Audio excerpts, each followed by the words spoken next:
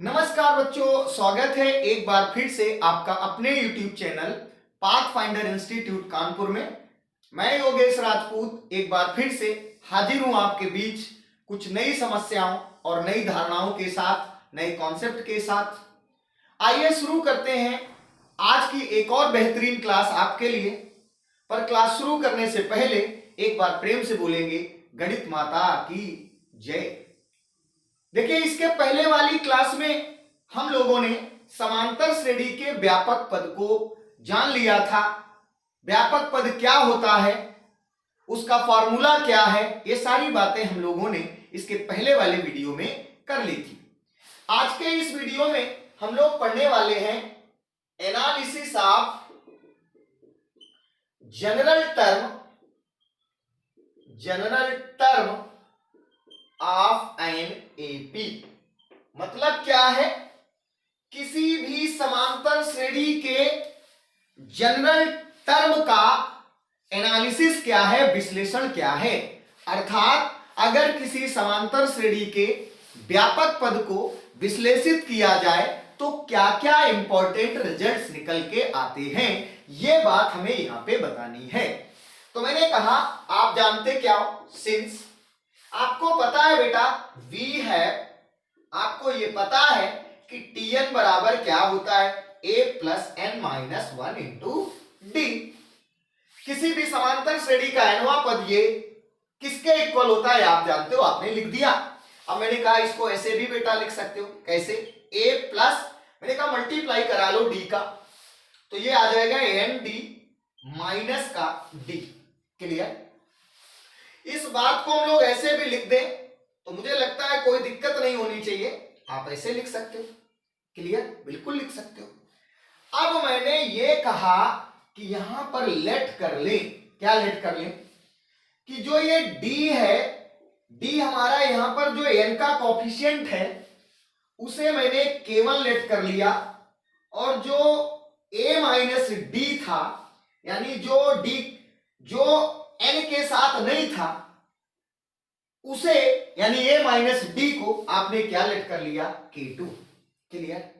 अब देखिए, अगर मैं यहां पे लिखूं तो Tn बराबर क्या मिल जाएगा, देखो बेटा यहां पर लिख सकते हो an K1 प्लस K2, कुछ ऐसा रिजल्ट निकल के आएगा। क्लियर। अब मैंने आपसे ये कहा कि यहां पर आपने निकाला है d बराबर K1 और a minus D equals to K2 के। अगर इन दोनों को मैं जोड़ दूं यानी ऐड कर दूं तो आप देखोगे ये कट जाएगा, तो a बराबर कितना आएगा, K1 plus K2। Clear. Okay. यहां पर बेटा a क्या है आप लिख सकते हो, where a equals to first term, और यहां पे d इक्वल टू क्या है आप लिख सकते हो कॉमन डिफरेंस। ओके, सारवंतर है, ए हमारा पहला पद है। तो रिजल्ट क्या निकल के आ रहा है, आप यहां पर देख पा रहे हो कि जो Tn आया है वो आया है n K1 प्लस K2। अर्थात जो n का कोफिशिएंट है वो K1 है, और K1 किसके बराबर है, देखो बेटा D के बराबर है, अर्थात सारवंतर के बराबर है।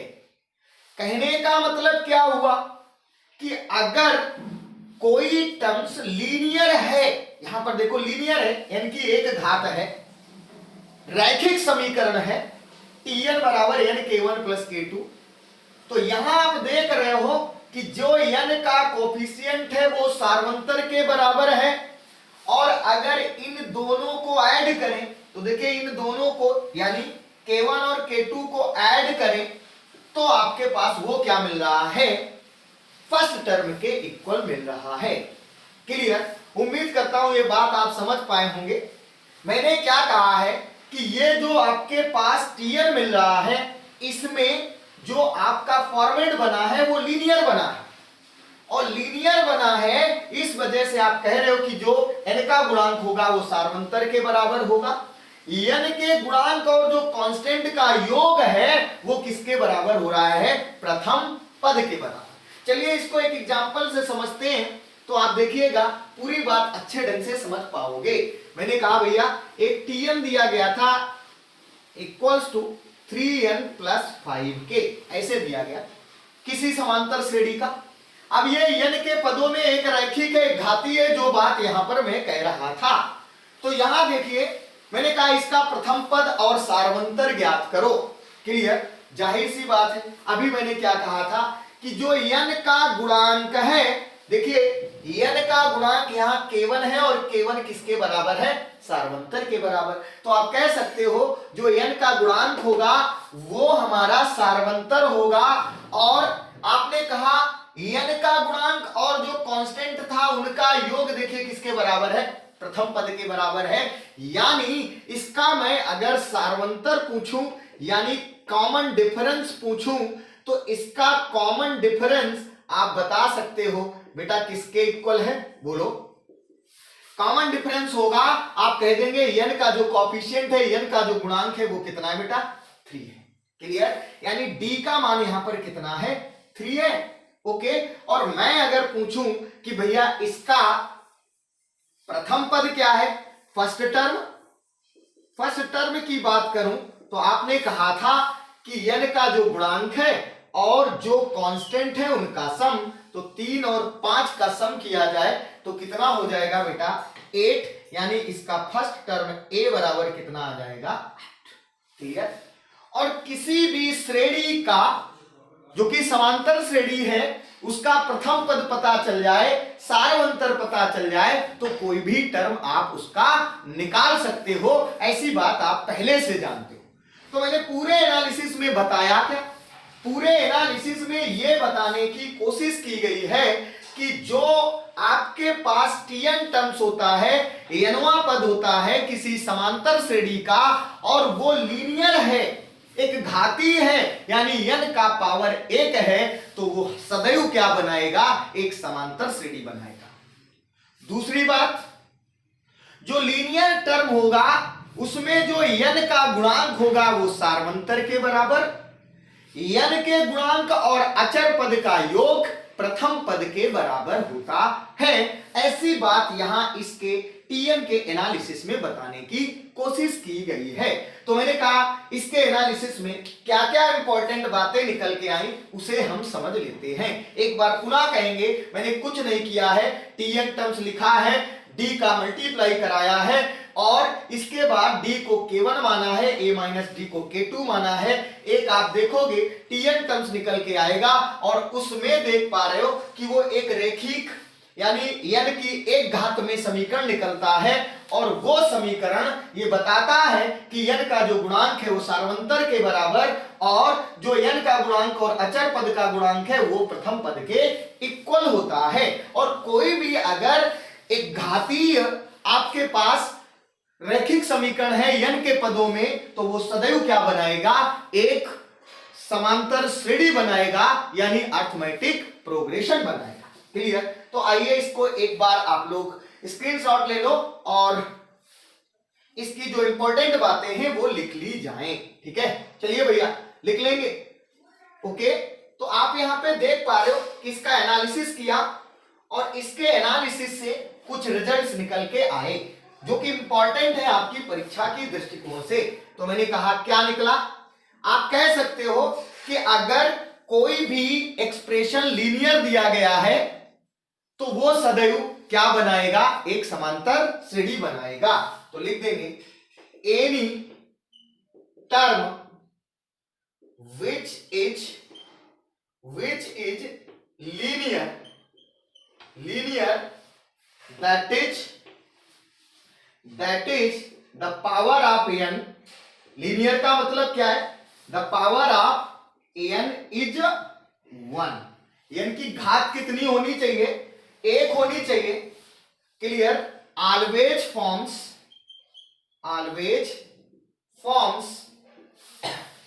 एन एपी, क्या बनाता है भाई, सदैव एक एपी बनाता है।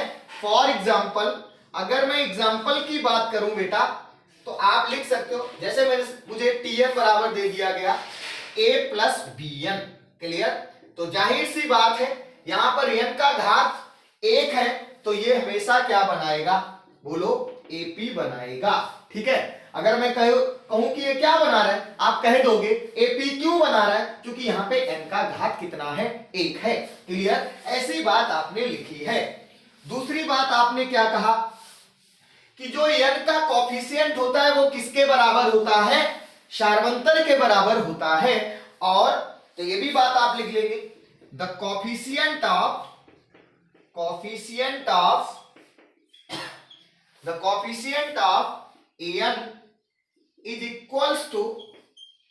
is equal to common difference that is d। Clear, यानी जो n का गुणांक है वो किसके इक्वल होता है, बोलो आप कह सकते हो कि वो हमारा उसके सार्वंतर के बराबर होता है जो n का कॉफिशिएंट होता है। नेक्स्ट बात आपने क्या कही, आपने नेक्स्ट बात ये कही थी कि अगर n का गुणांक और कांस्टेंट को ऐड कर दिया जाए तो वो प्रथम पद के इक्वल होता है। तो ये भी बात हम लोग यहाँ पे लिख लेते हैं, इसको आप नोट कर लो जल्दी से। ये बेहतरीन नोट्स हैं जो कि आप देख पा रहे, कुछ अलग आपको फील हो रहा होगा। जाहिर सी बात है आप एक एक पॉइंट लिखोगे, बहुत अच्छे ढंग से आपको एपी समझ में आएगी। और एक बार एपी समझ में आ गई तो निश्चित रूप से आप, ये मेरा वादा है कि आप जीपी और एचपी बड़े बेहतरीन तरीके से समझ लोगे। ठीक है, तो चलिए मैंने कहा भाई इसका स्क्रीनशॉट ले लो। ओके, चलो अब आगे हम लोग लिखेंगे। इसका नेक्स्ट पॉइंट क्या निकल के आया था, आप कह सकते हो द कॉफिशिएंट ऑफ एन का जो गुणांक था एंड कांस्टेंट, और जो हमारे पास कांस्टेंट टर्म था इज इक्वल टू किसके बेटा, फर्स्ट टर्म के। Clear, that is a. यानी आप ये कह सकते हो कि जो n का गुणांक है और जो कांस्टेंट टर्म है उसका सम किसके बराबर होगा, प्रथम पद के इक्वल होगा। ठीक है, तो ये कुछ इसके एनालिसिस से हमारे पास पॉइंट निकल के आए। अब आइए इसके कुछ एग्जांपल करते हैं। जैसे मैंने आपसे कहा इफ Tn बराबर 4 + 6 an then find first term and common difference। Clear, तो यहां पर देखिएगा इसने पूछा है इसका फर्स्ट टर्म क्या है और कॉमन डिफरेंस क्या है। अब कुछ लोग फर्स्ट टर्म निकालने के लिए n के स्थान पे 1 रख देंगे, T1 आएगा और वही आपका प्रथम पद होगा। अब d निकालने के लिए वो क्या करेंगे, दूसरा पद निकालेंगे, फिर घटाएंगे सेकेंड से फर्स्ट, तो आपको टाइम लगेगा। अब आप देखो यहां पर आपको एक Tn दिया गया, लीनियर है, n की घात में 1 है, जाहिर सी बात क्या बनाएगी, एपी बनाएगी। तो मैंने आपसे कहा कि भैया इसका प्रथम पद क्या होगा और सार्वंतर क्या होगा, तो सर्वप्रथम आपने लिखा कॉमन डिफरेंस।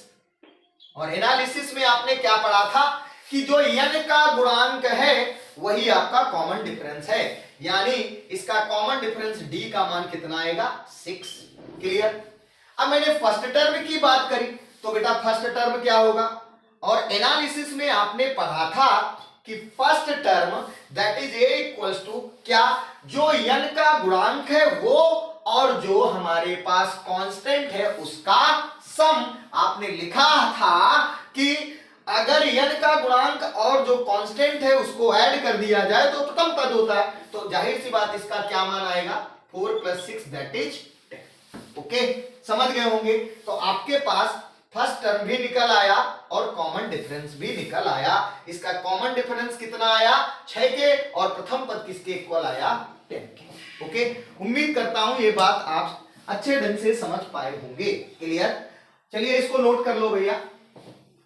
क्लियर, और आगे बढ़ जाते हैं। एक बात और आप सभी से मैं कहना चाहूंगा कि ज्यादा से ज्यादा भाई शेयर किया करो, लाइक किया करो, ताकि ज्यादा से ज्यादा लोगों को ये बात मिल सके कि जो आपके पास वीडियो बनाए जा रहे हैं आप भी लाभ ले रहे हो, आप अपने लोगों को भी लाभ पहुंचाएं। क्लियर, आपके लिए मेहनत की जाती है और आपसे यही उम्मीद रहती है कि आप ज्यादा से ज्यादा लोगों में इसे सर्कुलेट करोगे ताकि सभी को इसका एक बेहतरीन लाभ मिल सके।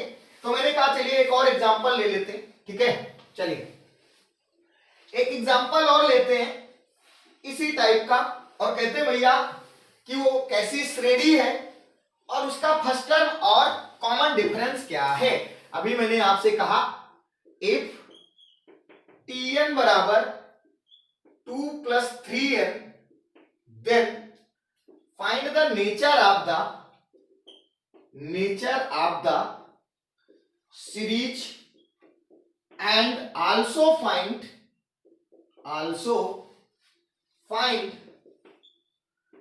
First and common difference, first term and common difference. Clear, common difference, okay. उसने कहा कि Tn दिया गया 2 + 3n, तो ये पूछा है कि ये कौन सी सीरीज बनाएगा और इसका पहला पद और कॉमन डिफरेंस निकालना है। तो बहुत सारे बच्चों ने निकाल लिया होगा। क्या आएगा भाई, आप कह सकते हो कि सर जी ये हमारे पास सिंस Tn बराबर कितना दिया गया 2 + 3n के, क्यों भैया, ठीक, ओके। तो मैंने आपसे कहा कि थोड़ा सा मुस्कुरा लो और मुस्कुरा करके इसको लगा दो, ठीक है। क्या कि Tn बराबर 2 + 3n लिखा है और अगर यहां पर n का घात 1 होता है तो आपने क्या पढ़ा है कि ये क्या बनाएगी, एक एपी बनाएगी। तो जाहिर सी बात ये लीनियर है, एक घातीय है, एक रैखिक है, जाहिर सी बात है ये कौन सी श्रेणी बनाएगी, एपी बनाएगी। आपने पढ़ा था एनालिसिस में। अब मैंने कहा इसका बेटा फट से आप फर्स्ट टर्म बता दो। तो आप जानते हो फर्स्ट टर्म क्या होता है, आप कहते हो कि सर जी फर्स्ट टर्म का मतलब है कि n का कोफिशिएंट और कांस्टेंट का योग, यानी क्या मिल जाएगा 2 + 3 दैट इज 5k। मैंने कहा बेटा कॉमन डिफरेंस बताओ, जल्दी से कमेंट करो। तो कॉमन डिफरेंस कितना मिलेगा, आप d बराबर क्या लिखोगे, n का गुणांक, n का गुणांक कितना है 3, तो आपके पास फर्स्ट टर्म कितना आ गया 5 और कॉमन डिफरेंस कितना आ गया 3 आ गया। क्लियर, ओके, कोई दिक्कत हो बताओ भैया, ठीक है। तो उम्मीद करता हूं आपने एनालिसिस को अच्छे ढंग से समझ लिया होगा। जैसे एक एग्जांपल और लेता हूं, Tn बराबर मैं लिख सकता हूं 3 + 8n और कहूं कि इसका फर्स्ट टर्म बताओ, तो फर्स्ट टर्म बेटा a बराबर क्या होगा 8 3 11। मैं कहूं इसका कॉमन डिफरेंस बताओ, तो कितना बोलने वाले हो, जो n का कोएफिशिएंट है वही आपका कॉमन डिफरेंस है, दैट इज 8। क्लियर। ऐसे ही एक और एग्जांपल लिया, मैंने कहा Tn बराबर आपके पास लिखा है 8 + 9n। क्लियर। अब मैंने आपसे कहा कि इसका फर्स्ट टर्म क्या होगा, तो आप बोलोगे 9 8 17, ठीक है। मैंने कहा इसका कॉमन डिफरेंस क्या होगा, आप बोलोगे n का गुणांक दैट इज 9। आंसर कितना आ गया 9k। Clear, okay. उम्मीद करता हूं अब आप समझ गए होंगे कि एनालिसिस का मतलब क्या था, कि किसी भी अर्थमेटिक प्रोग्रेशन के जनरल टर्म का अगर मैंने क्या किया एनालिसिस, तो उससे क्या क्या रिजल्ट निकल के आए। सबसे पहली बात जो बहुत पूछा जाता है कि अगर कोई Tn या कोई किसी भी श्रेणी का nवां पद रैखिक है, यानी n की एक घात में है, तो वो सदैव क्या बनाता है, आप जानते हो कि वो सदैव एक अर्थमेटिक प्रोग्रेशन बनाता है, यानी समांतर श्रेणी बनाता है।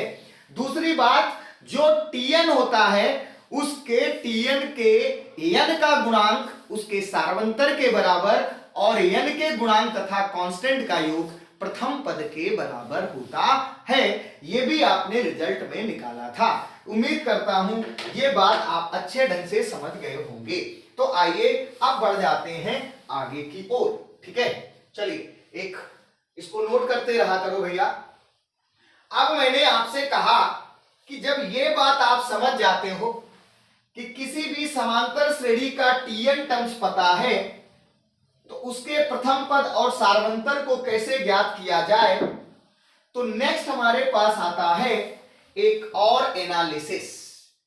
लिख देंगे एनालिसिस ऑफ एन एपी, किसी अर्थमेटिक प्रोग्रेशन का एनालिसिस हम लोग कर लेते हैं। अब एनालिसिस करने में क्या करना है ये देखना है। देखिए हम लोग जानते हैं कि किसी भी समांतर श्रेणी का रूप किस टाइप का होता है। आप लिखते हो ए, फिर क्या लिखते हो बेटा, ए प्लस डी, फिर क्या लिखते हो बोलो, जल्दी से बोलो, ए प्लस 2d, फिर क्या लिखते हो ए प्लस 3d।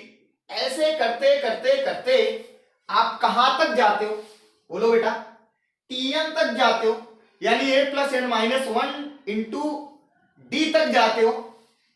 मैं उसी tn को हमने कहा था क्या लिखा जाता है, l के इक्वल। तो मैंने कहा आप लास्ट टर्म तक जाओगे यानी l तक जाओगे, ठीक है। आप इसके पहले जाओगे तो क्या मिलेगा, l माइनस डी, क्लियर। और पहले जाओगे तो क्या मिलेगा, l माइनस 2d। मैंने कहा और पहले जाओगे तो क्या मिलेगा, l माइनस 3d मिलना चाहिए। मैंने आपसे कहा कि कोई समांतर श्रेणी कहां से स्टार्ट होती है, a से। तो आपने कहा समांतर श्रेणी का रूप क्या होगा, a plus D, a plus 2d, a plus 3d, dot dot dot कहां तक, al तक जाओगे, लास्ट पद तक जाओगे, और लास्ट पद का मान होता है a plus N minus 1 into D, clear. तो मैंने कहा इसको यल लिख लेते हैं। अब इसके पहले जाओगे तो जितना इधर बड़े थे उतने ही पीछे आपको कम होना पड़ेगा। तो ये क्या हो जाएगा, l माइनस डी, ये क्या हो जाएगा l माइनस 2d, ऐसे ही ये क्या l minus 3d, dot dot dot ऐसे करके लिखा जा सकता है। बोलो बेटा, ठीक है।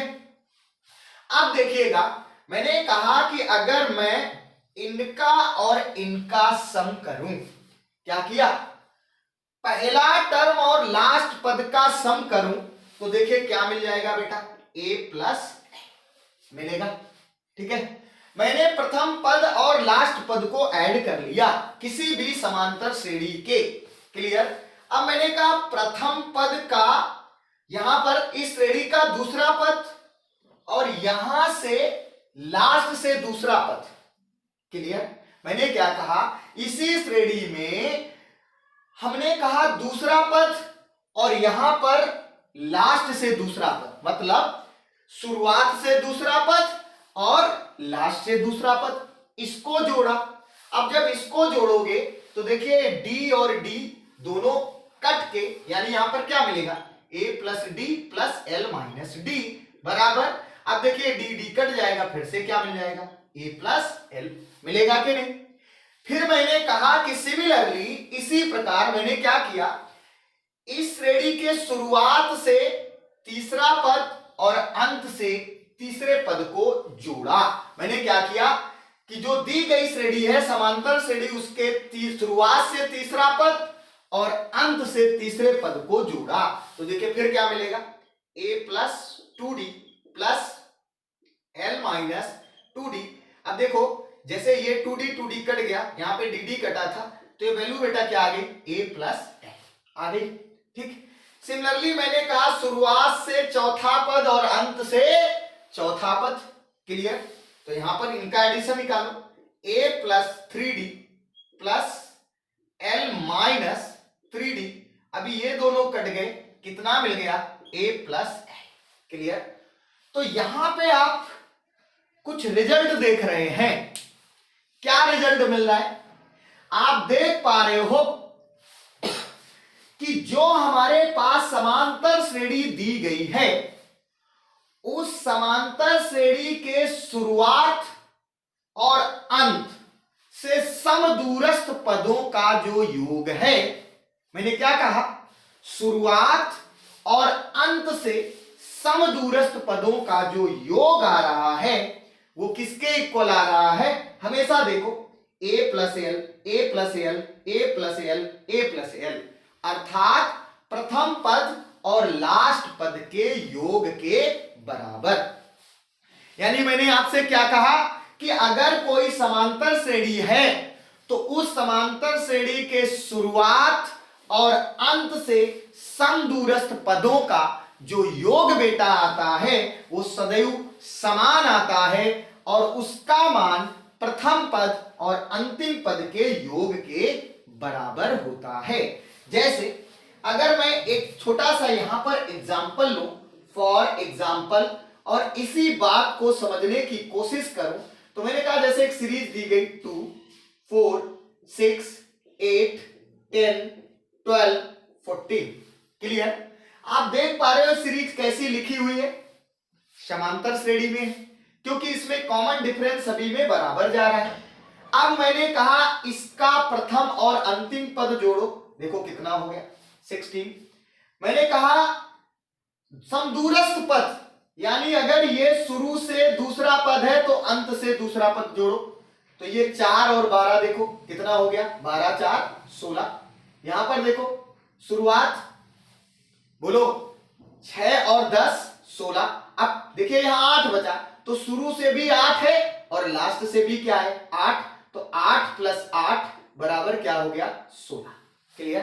अर्थात क्या मिल रहा है कि किसी भी समांतर श्रेणी के शुरू और अंत से समदूरस्थ पदों का योग सदैव बेटा क्या रहता है, आप लिख सकते हो कि समान रहता है, और वो बराबर किसके होता है, प्रथम पद और अंतिम पद के योग के बराबर होता है। क्लियर? ये इंपॉर्टेंट पॉइंट आता है, पूछा जाता है, तो आइए इसको आप नोट कर लो और एक बेहतरीन स्क्रीनशॉट ले लो। क्लियर? और बढ़ जाते हैं, इसको थोड़ा सा नोट कर लेते हैं, ठीक है, इसको लिख लेते हैं पॉइंट के रूप में। तो मैंने कहा भैया चलो लिख लेते, क्या आएगा, यहां पर आपने लिख दिया the sum of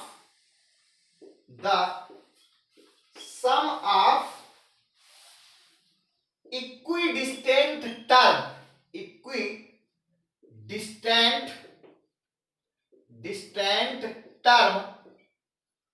of an AP from the beginning and end is always equal to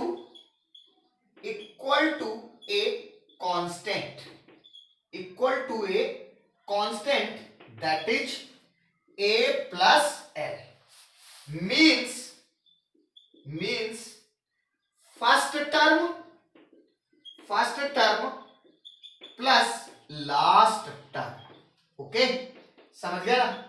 ये हमारे पास इसका मीनिंग निकल के आया, यानी आपने क्या कहा, इसका अर्थ क्या हुआ, आपने कहा the sum of equidistant term from an AP from the beginning and end, अर्थात किसी समांतर श्रेणी के शुरू और अंत से समदूरस्थ पदों का योग सदैव एक कांस्टेंट होता है, एक अचर होता है, जो किसके बराबर होता है, A + L, अर्थात प्रथम और लास्ट पद के योग के बराबर।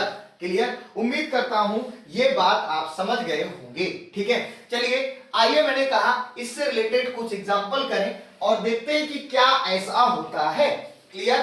तो मैंने कहा एक छोटा सा एग्जांपल ले लें, ऐसे करके एक सीरीज ले ली, ऐसे 3, 5, 8, यहाँ पे 7, 9, 11 और यहाँ पे मैंने 13 लिख दिया।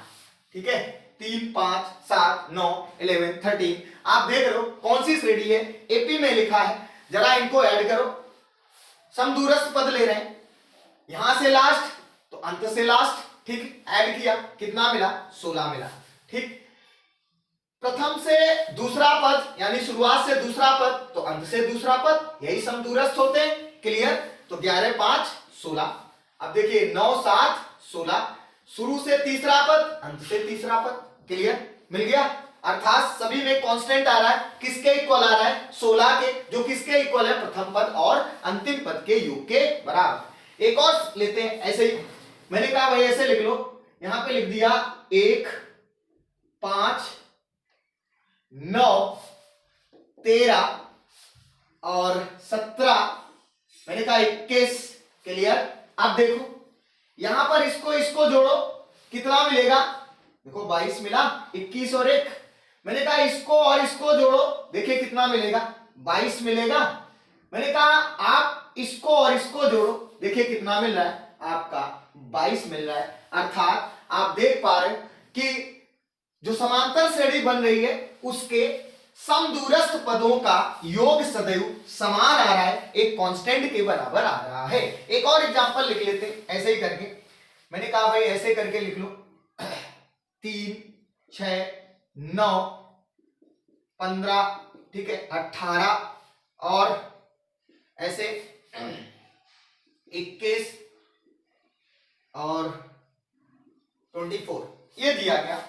अब देखिए यहां पर मैंने कहा इनको बेटा ऐड करो, कितना मिलेगा, देखो 27 आया। इनको ऐड करो, देखिए कितना मिलेगा, 21 6 27। जरा इनको और इनको ऐड करो, कितना मिलेगा, 18 9, कितना मिलेगा 27। और देखिए इनको ऐड करो तो ये भी कितना मिलेगा 27। पूरा टोटल टर्म्स आप देख पा रहे हो क्या हो रहा है, समदूरस्थ पदों का योग बराबर आ रहा है।